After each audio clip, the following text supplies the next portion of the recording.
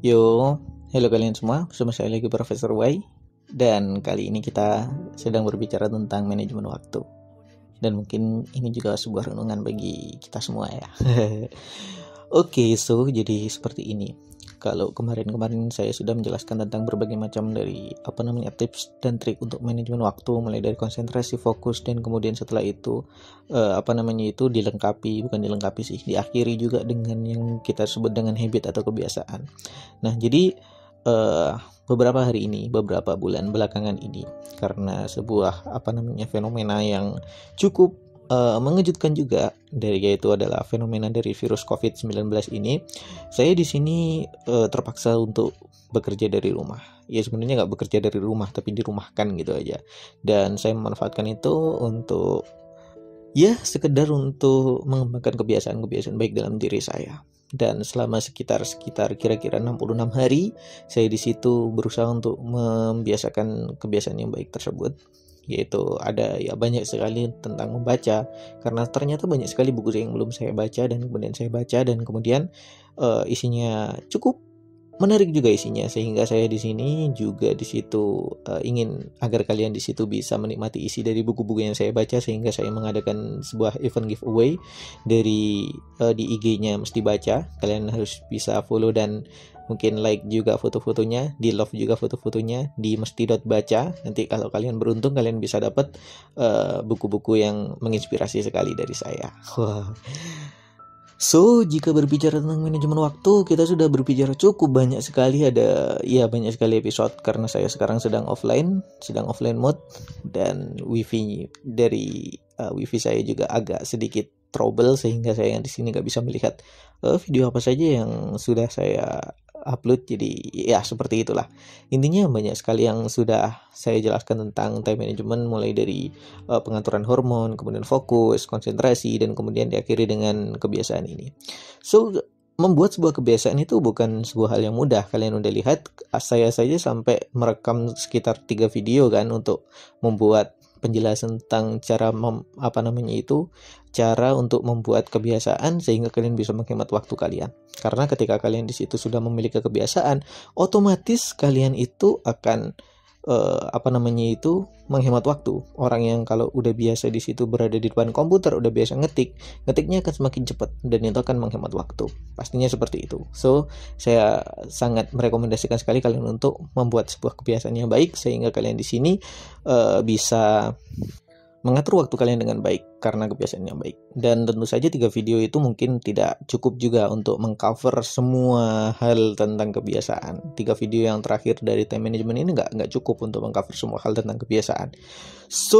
Di minggu setelah ini, hari Rabu di minggu setelah ini, mungkin saya akan mencoba untuk membuat sebuah video, sebuah konten tentang bagaimana cara kita di sini untuk membentuk sebuah kebiasaan yang baik. Ada banyak sekali cara-caranya, dan juga ada banyak sekali ilmu-ilmu yang harus kalian pelajari untuk membentuk sebuah kebiasaan yang baik. Dan ilmu tersebut sudah saya terapkan sih sebenarnya ketika work from home ini, sehingga ketika work from home itu saya menjadi sedikit lebih produktif daripada biasanya. Saya sudah menyelesaikan misal Goodreads Challenge gitu ya. Goodreads Challenge membaca 30 buku, dan bukunya itu tebal-tebal loh.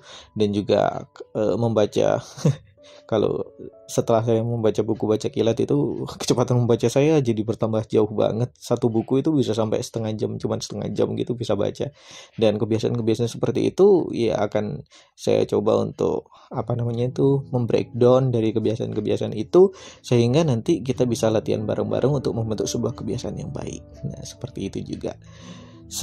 Mungkin ini adalah sebuah video yang terakhir dari time management, dan mungkin di seri selanjutnya saya akan menjelaskan tentang bagaimana cara kita membentuk sebuah kebiasaan yang baik, dan juga bisa kalian lihat juga bahwa sebenarnya saya di sini sedang melakukan kebiasaan yang kurang baik gitu ya.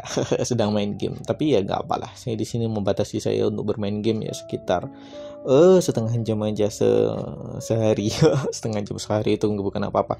Dan juga saya cukup kalau main game kalian bisa melihat di playlist main game saya, game-game yang di situ mungkin saya lebih suka pada puzzle sih, karena itu mengasah otak juga, dan mungkin supaya otak itu gak bosan meskipun butuh konsentrasi juga. Tapi saya lebih suka game-game seperti itu daripada game-game yang online dan kemudian nge-lag.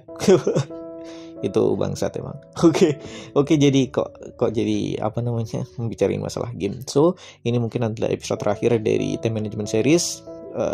Kalian harus lihat video-video sebelum ini tentang konsentrasi, dan kalian harus mengaplikasikannya untuk kalian bisa mengatur waktu kalian dengan lebih baik lagi. So bedanya orang yang di situ sukses dan enggak itu bagaimana dari mereka mengatur waktu mereka. Kita semua di sini diberikan sehari itu 24 jam, diberikan semua seminggu itu 7 hari. Enggak ada orang di sini yang seminggunya itu 6 hari atau 5 hari atau mungkin 10 hari, enggak ada. Kita semua di sini diberikan waktu yang sama, diberikan jam yang sama, enggak, jamnya beda. Ada yang jam dinding, ada yang kok malah bicarain itu.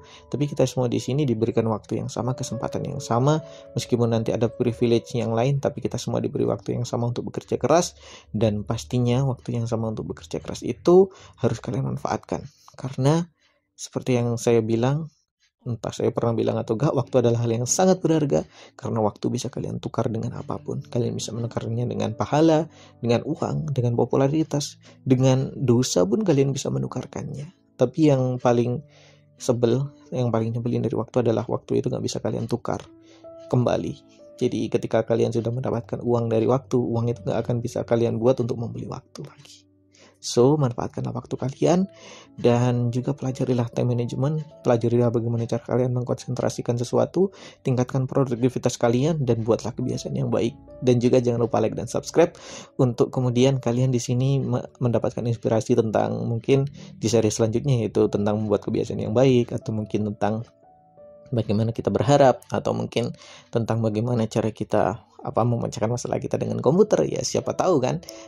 Atau kalau kalian di situ nggak begitu suka dengan video audio visual, kalian juga bisa, mungkin kalian suka untuk mendengarkan sesuatu saat kalian nyetir, kalian juga bisa ikuti podcast Mesti Dengar, follow podcast Mesti Dengar di Google Podcast, di iTunes, di Spotify. Kalian bisa itu dan bisa follow itu, dan kalian akan dapatkan episode-episode yang baru, dan pembahasannya juga asik sekali. Dan juga kalau kalian suka membaca, kalau kalian orang yang tipenya visual, suka membaca artikel-artikel motivasi dan mungkin artikel-artikel tutorial, kalian bisa juga mengunjungi website di mestisukses.com.